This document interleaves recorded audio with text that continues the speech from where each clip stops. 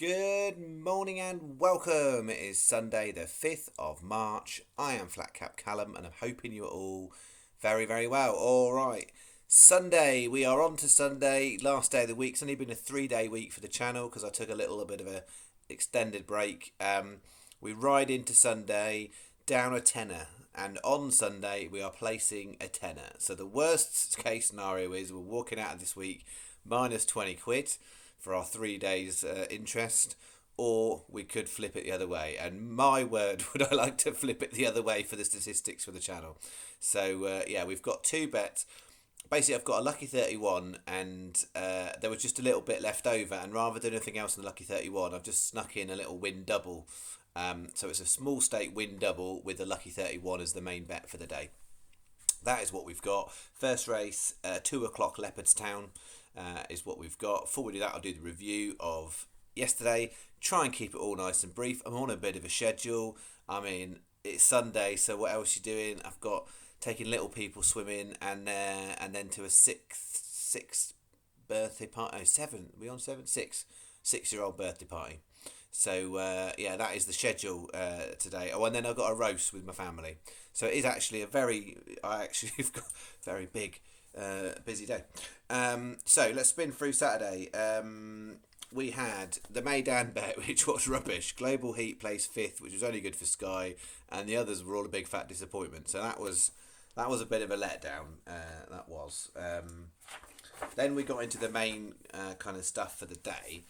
There is no doubt, which was my horse of the day on freebets.com, came from out of the clouds to snag 4th at 40-1. 33 is what we had on the channel.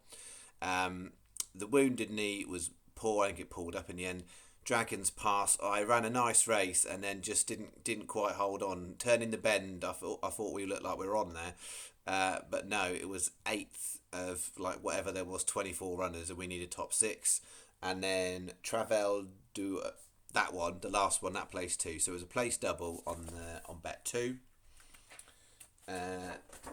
Bet 3, similar case of Dragon's Pass. Wajaha ran a really nice race from the front, couldn't quite hold on, ended up being 7th by a head. 6th was good enough for Sky, and that would have made a real difference for everybody on Sky. But yeah, not far away from 5th. Enemy Coast Ahead was poor. Prince Zalta ran a absolute cracker and got up on the line. The amount of times we've lost one on the line recently, it was nice to get one on the line. The shame of it was, A, I had no other winners with it and nothing else in this bet with it, and B, it got backed in. So I think most people, as long as you put on a reasonable hour, would have got 20 something to 1, but it SP'd at 12, and then 5 after midnight. It was looking all right, and then I think something went a bit awry with it in the home straight, and it just sort of stopped running. So I don't think it ran bad. I think something went wrong. And then we had bet 4 was combination doubles, so close. So there is no doubt was placed, and then Wahaja no and Lebowski pulled up, so horse 3 again. Number 1 horse won, number 2 horse close, and number 3 horse no. So it was, I had them in the right order, to be fair, of value, which is always nice to do. But yeah, Wajaha finishing 7th and Dragon's Pass 8th. If both of them were 6th, then for the day we would have had 150 quid back on top of anything else. So we would have righted the statistics. It's small margins. I would say we were knocking on the bookie's door there with that one. To land almost combination doubles, 2 and 2 in each of those races at those sort of surprises is no mean feat. But we didn't do it, so we will march on, licking our wounds, trying to work out how to get ahead. And then we finished off, we had a no, and then frame rate placed, and that was it. So it was a few pence back on that one.